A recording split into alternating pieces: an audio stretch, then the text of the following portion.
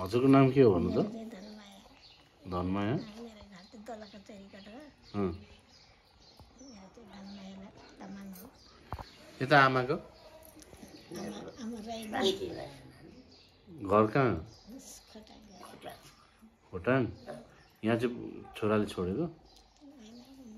उहाँको पनि कोही पनि छैन। कोही पनि छैन। यता उहाँको चाहिँ घर कहाँ हो? बोल्नु सक्नुहुन्न? बोल्छ उहाँको त त्यतै हो, तर उहाँको श्रीमानले चाहिँ सौता ल्याएर बसेको। उता दिदीको त उहाँ चाहिँ कोटेश्वर होइन? तपाईँ घर कोटेश्वर भन्नु होइन? त्रिशुली भन्नु न भन्नु। उहाँको चाहिँ त्रिशुली हो। हजुर? त्रिशुल होइन, यतै हैं? सिधै कति होइन घर चाहिँ कहाँ?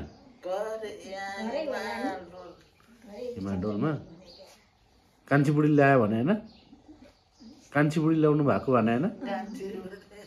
अनि यहाँ छोराले ल्याएको कि कसले? छोराले ल्याएको यहाँ? ए उता आमाले? आमाको चाहिँ उहाँ चाहिँ त्रिशुली हो। घर कहाँ हो हजुर? अँ त्रिशुली नगरबाट।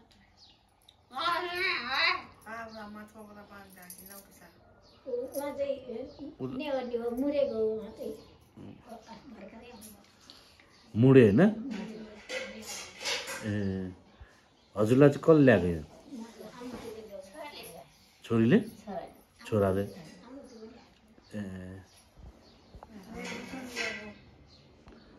हजुरलाई चाहिँ छोराले? ए भेट्न आएको छैन?